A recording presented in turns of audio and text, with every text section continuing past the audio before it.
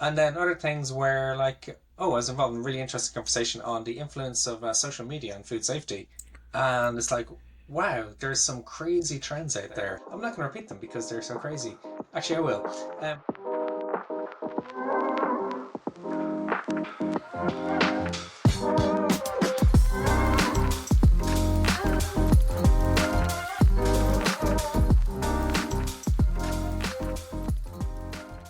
All right, welcome to another episode of the Bioinformatics Lab podcast. I'm Kevin Libwit. Today, again, with Andrew Page, we are from Theogen, and today we're talking about the Food Safety Research Network and a recent conference that was hosted just last week that you attended, Andrew.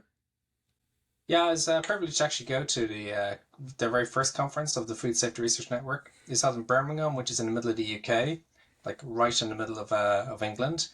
Lovely little city, and we're in a lovely venue as well. So the research network brings together government, academics, and then industry into the one room, which is quite rare. Like often we're in our own little silos doing our own thing, and it's focused around what can say research do, like food safety research. So things like the use of genomics, typing, obviously foodborne pathogens, but also spoilage organisms as well would come into there, and it covers a wide variety of things. So excellent kind of day, and great to have the right people in the right room at the same time. The network itself actually is about 2 years old now. I was involved in it originally. The BBSRC, who are a major funder of non-human biological research in the UK, wanted a research network. And so Quadrum, where I used to work, were very successful in that. And I had the privilege to be on the management team initially. And so helped to get the network set up and going. And it is very much around having the community driver, like grassroots more or less. So what I found about this particular conference though was just the format was incredibly good. Often when you go to a conference, it's like you sit there and you're half asleep. You're just waiting for a coffee break to come, and to get like boost of caffeine. But in this case, actually, just like in this case, we actually had a short talks, and then it was into, I suppose, icebreaker interactive sessions, with the idea being to try and mix people up as much as possible. So for the first one was everyone on their name badge had to like a little emoji, or a little fruit emoji. And that meant that you had to go around and find other people, and sit at the same table with the same picture. And then you questions to answer, like basically to get people talking, and it's mixed up. So you had people from government and industry organizations working with academia as well. It was more academic focused, but I guess that's in the name, research. And then you'd have a few little talks, lightning talks where people would just introduce what they are, more introductions to be honest. I, And so yeah, I learned quite a lot. I love that. I love, an understated part of conferences is the organization and figuring out how to break sometimes social barriers to kind of get the collaborative conversations moving forward. I don't think I've ever been to one where that was dictated by an emoji on my badge, but it sounds like it was an Yeah. effective one. And even before getting too much into the conference details, when you talk about the Food Safety Research Network, it sounds like it's still relatively nascent stage in just its second year, but it's something like that, multidisciplinary cross network effort there from industry, academic, research partners, which is an amazing thing. We've seen definitely in the U.S. those come like be powerful relationships that lead to tangible outcomes in so many different ways. But whenever you have those kinds of efforts, it's sometimes difficult to see who is driving the ship and what is the major priority. Is it especially when sometimes there's a competition or a pull from is this a research focus? Is this an applied focus? So whenever you're looking at the research network, what is the main initiative there? Is it practical? Is it training? Or is it making sure there's just an awareness of what's happening on each sides of the fence there? Yeah, so it's a bit about um so they funded actually a hackathon I did back in what was it, September or was it May? A long time ago. I think it was May actually. You were there. So it was a Oh, that's right. food Yeah. safety bioinformatics hackathon in Cambridge. and so they threw money into that as well as BBSOC, which is quite nice. And so that that's not really training. That's more networking and collaboration for the community's benefit.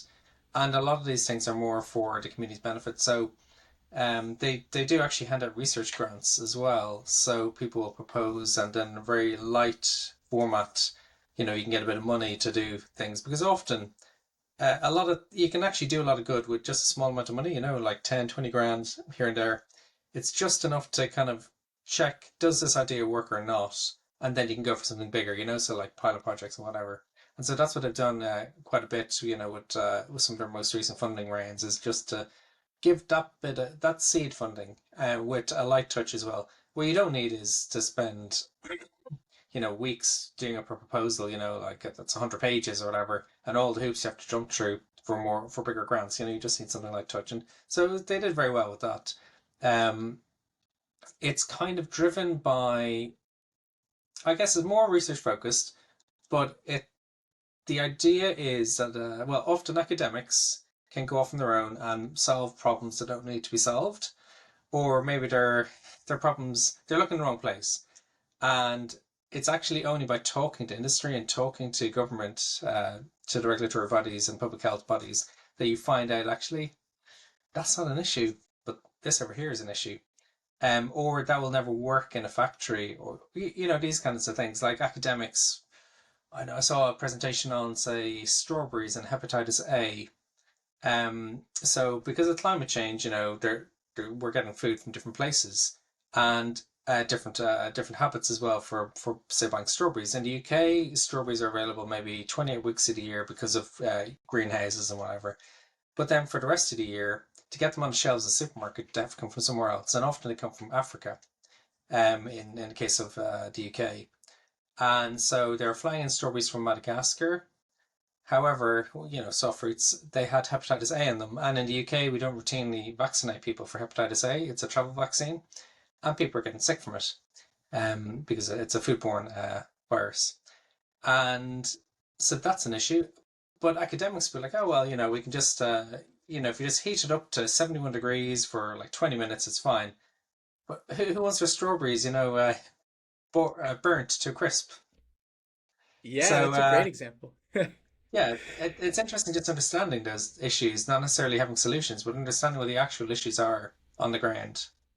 Yeah, just touch points between, yeah, exactly, what's happening on the ground and what's happening in the laboratory. And of course, there's a place for the absolute basic research. Go for the curiosity, and maybe that's not necessarily the audience when you're looking at the food safety research. It's more so the academics, who are trying to push the science forward that could be eventually applied in these instances of food safety. So that's a good context.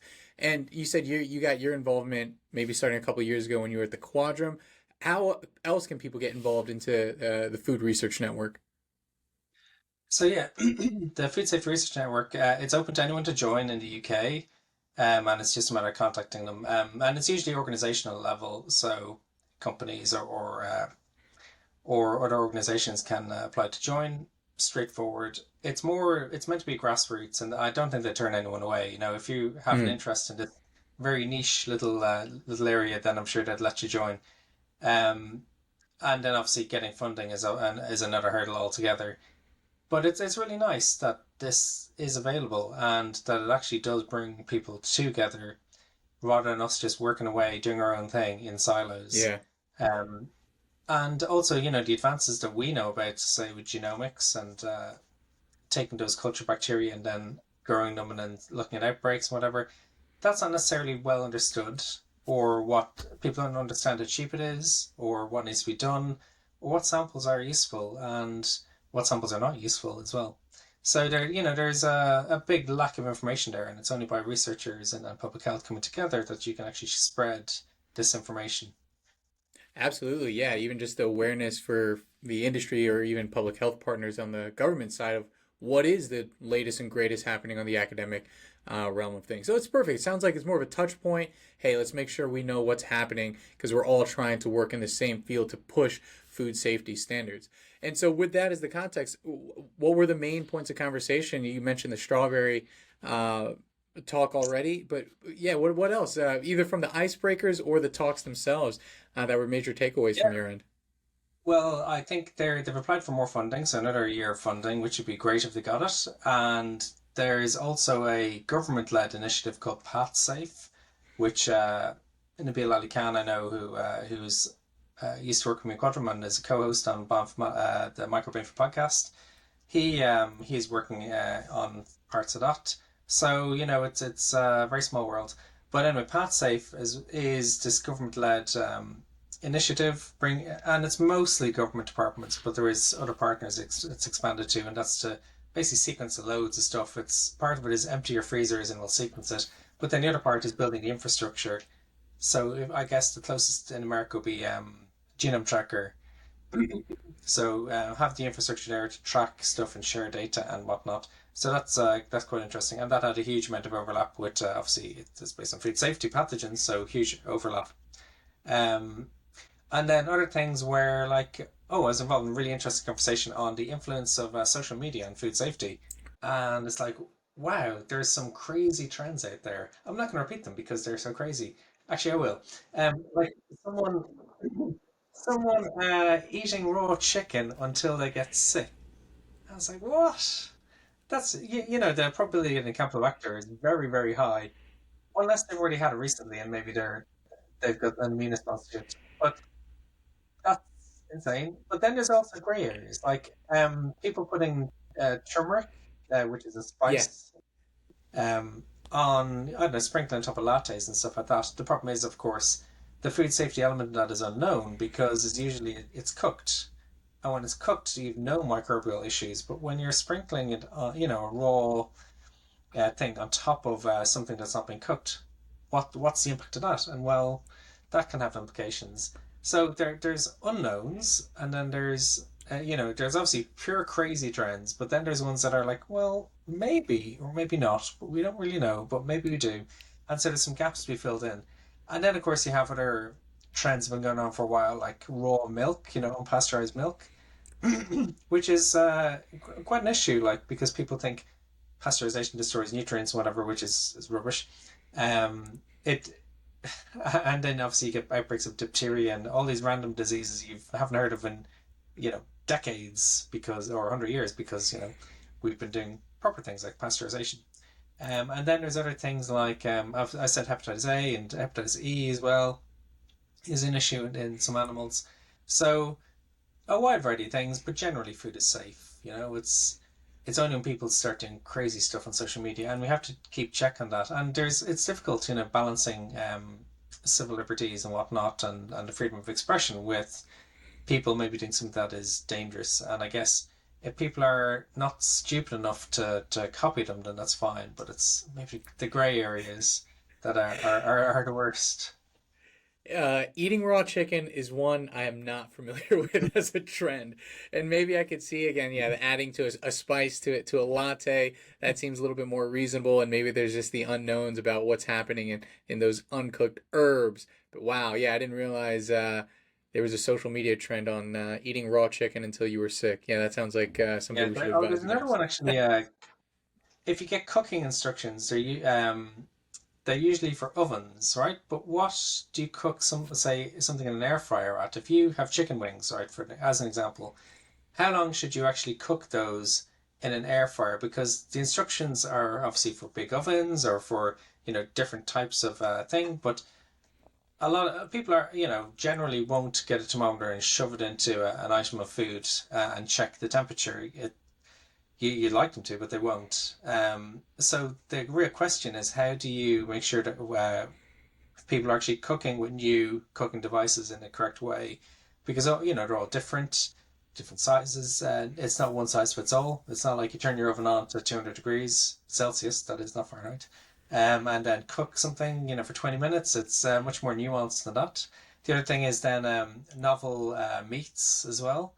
So we know when you look at a piece of meat and it's been cooked, you have a reasonable idea.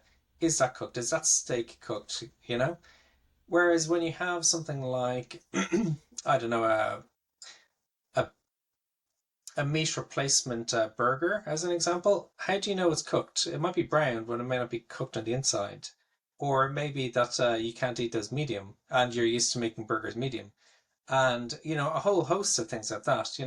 How do you tell, meat replacement sausages are actually cooked properly inside? You don't really necessarily on the color. And the same then goes, how do you tell if almond milk or oat milk has gone off compared to dairy milk?